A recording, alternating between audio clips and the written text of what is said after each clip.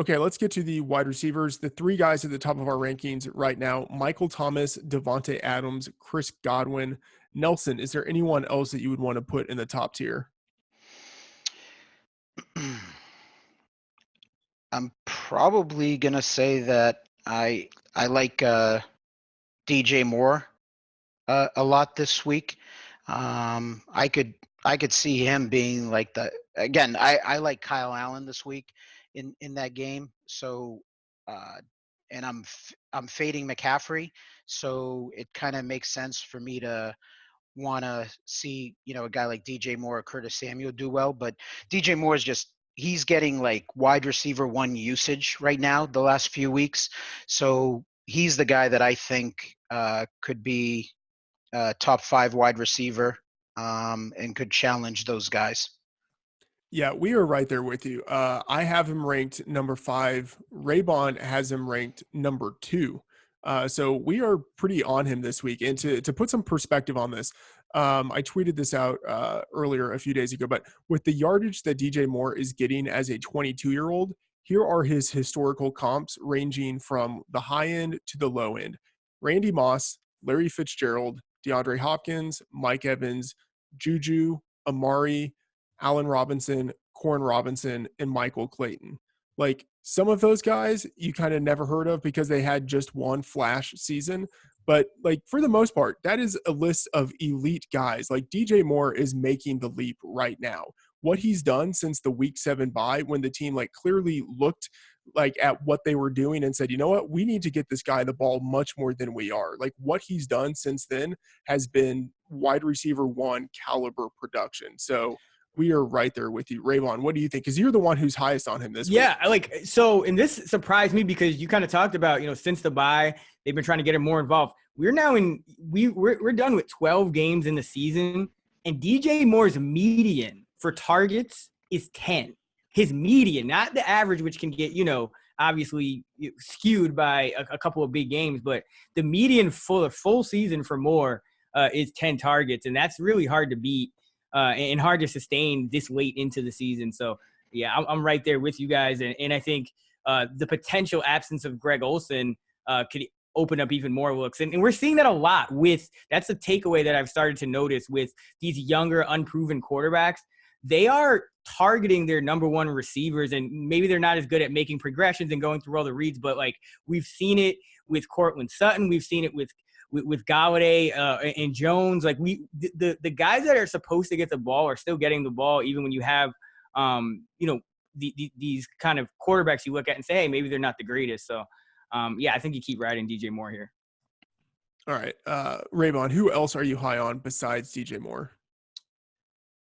I think Devante Parker continues to be a guy that, listen, you talk about fading Patrick Laird. Somebody has to get targets on this Dolphins team. And for the past, really since Ryan Fitzpatrick has taken back over, it's been Parker. The Jets are one of, per Football Outsiders, one of 8 teams in the league allowing at least 80 schedule-adjusted receiving yards per game to opposing number one wide receivers. So I think Parker, his price is going up in DFS. I think maybe some people will get scared off, but Ryan Fitzpatrick, we've seen this out of him before. I mean, he had that kind of monster stretch in Tampa Bay where he's putting up ridiculous fantasy numbers, just chucking it downfield.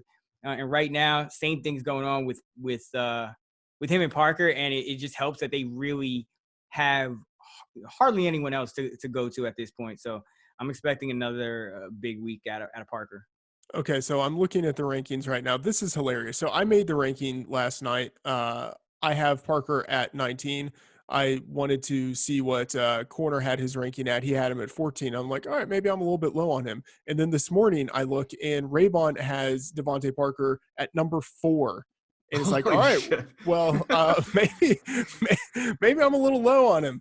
Maybe targets. Like at this point of the year, I just love the target, kind of the locked in targets for these guys like DJ Moore and Parker. Like they're seeing consistent Parker's been seeing, double digit targets since Preston Williams went down. It's just something that it's a very rare thing. We've seen it with Devontae Adams a bit, but it's one of those rare things that you don't get too often. So Just kind of following the targets here.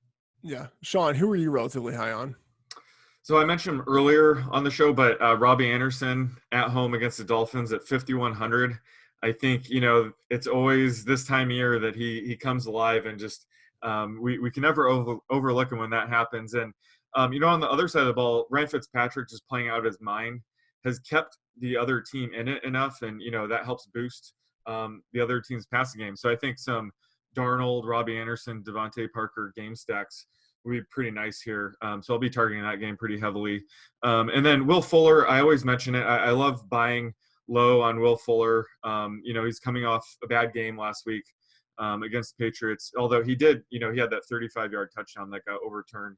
But he's on the cheaper side at 5,500 at home against the Broncos, where I'm guessing Chris Harris will be chasing DeAndre Hopkins around. So this is a potential blow-up spot for Fuller, where he could be lower owned. So these are always spots where I think it's wise to invest a bit in Will Fuller. How many almost touchdowns does Will Fuller have this year? Like At six? At least 4 or 5. Yeah, maybe 6. Yeah. Yeah. I mean, because I think he's dropped or hasn't completed the catch for 4 of them, and then there were a couple where he was tackled at the 1-yard line. I mean, it's just it's ridiculous. One guy I'm relatively high on is Cooper Kupp. I think he has a good matchup in the slot this week against Seattle, who's starting Akeem King now, and he's kind of like just all around defensive back, safety / slot corner. I think it's a pretty good matchup. So interested in Cooper Kupp there. Nelson, who is someone or a couple players you're relatively down on?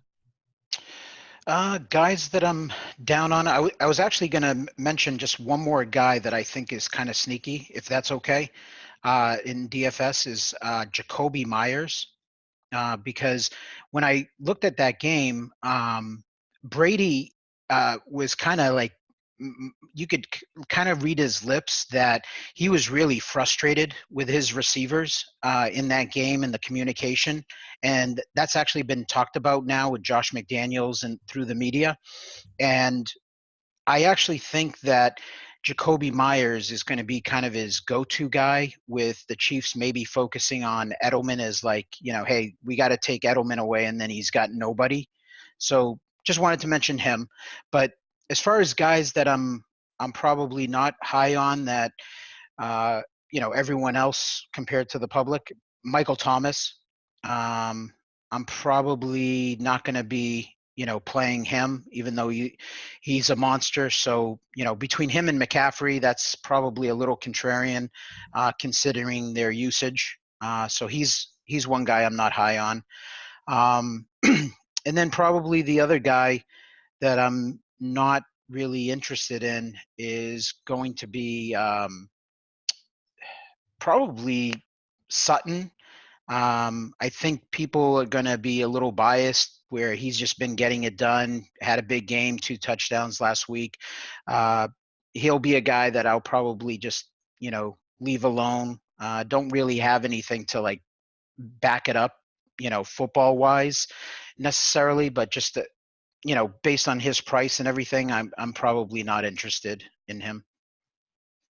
All right, Shaun, what about you? Who are you relatively low on?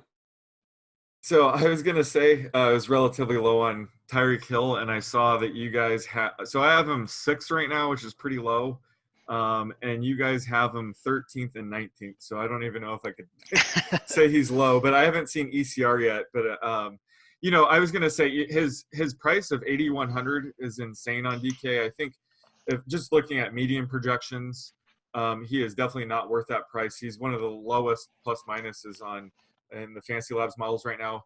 But having said that, anytime you can get Tyreek Hill, I think he's going to be pretty low on this week. Anytime you can get him low owned, I think he still has the massive upside despite the tough matchup. So I think it's impossible to fade him completely in GPPs, but certainly at that price, you don't want any part of him in like cash games or anything like that. So while I'm low on him, I still think he has the upside to warrant that price. Just a few shares.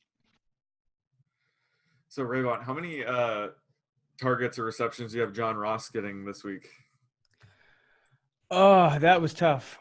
Right now, I have him definitely above Erickson. So I have him at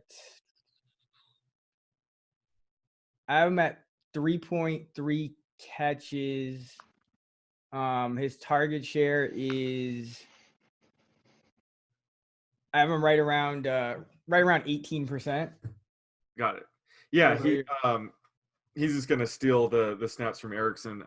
Auden Tate's gonna be, have the same role basically, but yeah, I was wondering where you had that. I have him at 2.7 right now. Oh, so you have him. Okay. Yeah, Yeah, they were talking about limiting him somewhat, so yeah, maybe I need to bump him down. I was just kind of going off of looking at his usage. Like he essentially when he was in there, Erickson was like a non-factor. So right. I bumped Erickson down more, but I could probably bump Are him you guys talking about John Ross? Yeah, John Ross. Yeah. Okay. I'll go from Shaun. Raybon, who are you relatively low on? Yeah, definitely. The Chiefs receivers. I think the Patriots, even if they get exploited a little bit on defense and have a bad game, they tend to kind of make you spread it around. So low on Tyriq, low on Sammy Watkins as well. Just don't think it's kind of, I get the contrarian aspect of it, but I think there are better ways to kind of go about being contrarian this week, higher upside ways.